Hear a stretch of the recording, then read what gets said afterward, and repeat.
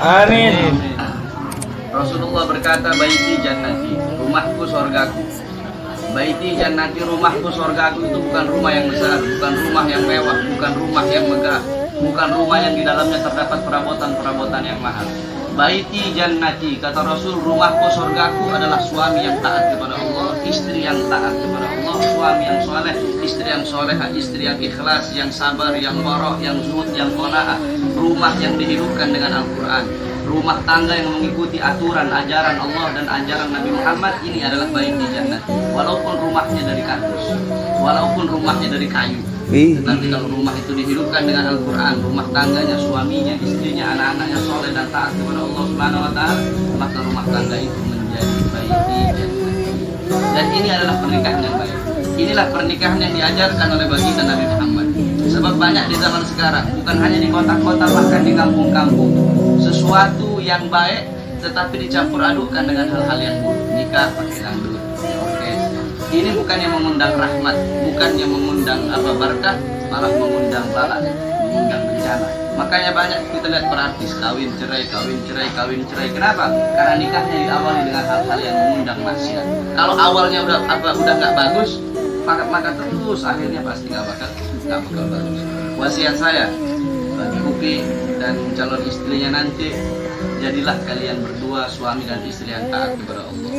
Seorang istri khususnya, seorang istri sekarang mempelai perempuan milik orang tuanya.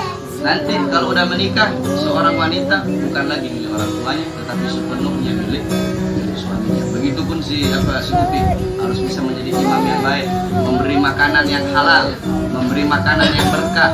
Jangan sampai istri dikasih makan haram. Jangan sampai istri dikasih makan hal-hal yang didapatkan dari rezeki yang tidak halal, dari nafkah yang tidak halal, dari nafkah yang haram.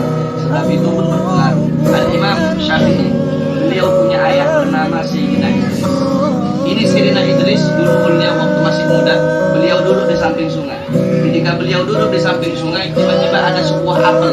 Itu apel hanyut dari sungai. Beliau ambil itu apel, beliau makan itu apel.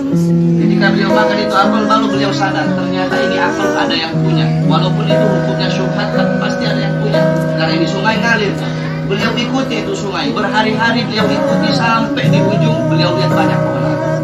Akhirnya beliau tanya, ini yang punya pohon apel siapa? Oh, ini orang tua ini. Beliau datang, beliau bilang, Bapak, saya datang di sini ingin minta halal buah apel yang jatuh ke sungai yang ngalir dan saya makan. Saya pengen minta halalnya, pengen minta ridhonya, karena saya tidak mau barang yang syubhat masuk, apalagi barang yang halal. Apa kata yang punya apel itu? Boleh, asalkan engkau harus kerja dulu berbulan-bulan di situ. Jadi ayahnya Imam Syafi'i, dia kerja di situ berbulan-bulan, macul, berbulan-bulan nanam. Hanya untuk apa? Hanya untuk minta halal dan minta ridhonya satu buah apel yang dia makan. Berbulan-bulan udah selesai. Akhirnya beliau bilang, sudah berbulan-bulan. Sekarang saya ingin pulang. Kau sudah halalkan satu buah apel yang saya makan. Apa kata bapak tersebut yang punya pohon apel? Belum. Saya halalkan dengan satu syarat. Kamu harus nikah dengan saya punya anak. Tetapi saya punya anak perempuan ini nggak punya mata. Nggak punya mata, dia nggak punya mulut, dia nggak punya telinga, dia nggak punya tangan dan nggak punya kaki. Akhirnya apa kata Sayyidina Idris? Walaupun dia nggak punya apa-apa, saya mau nikah. Yang penting kamu halalkan itu buah apel yang saya makan. Menikahlah beliau, Sayyidina Idris. Ketika beliau sudah menikah, beliau masuk ke kamar. Beliau kaget.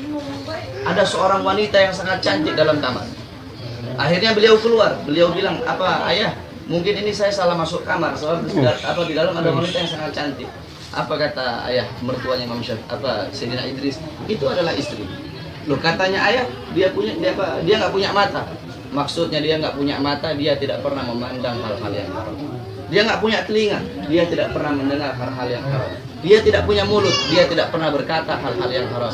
Dia nggak punya tangan, dia tidak pernah mengambil haknya orang, mencuri. Dia nggak punya kaki, dia tidak pernah melangkahkan kakinya ke tempat-tempat yang haram. Dari pernikahan Sayyidina Idris dengan wanita yang soleha, wanita yang menjaga dirinya, anggota tubuh zahir dan batinnya dari hal-hal yang haram, dengan Sayyidina Idris yang menjaga perutnya, dirinya, hal-hal anggota tubuhnya dari hal-hal yang haram, dari makanan yang haram. Dari pernikahan ini lahir seorang anak yang bernama Imam Syafi'i, yang menjadi ulama terbesar, yang menjadi ulama yang mazhabnya mayoritas dipakai di seluruh dunia. Makanya Upi nanti kasih makan istrinya dari hal-hal yang haram. Jangan kasih makan dari hal judi, dari hal nipu, dari hal mencuri.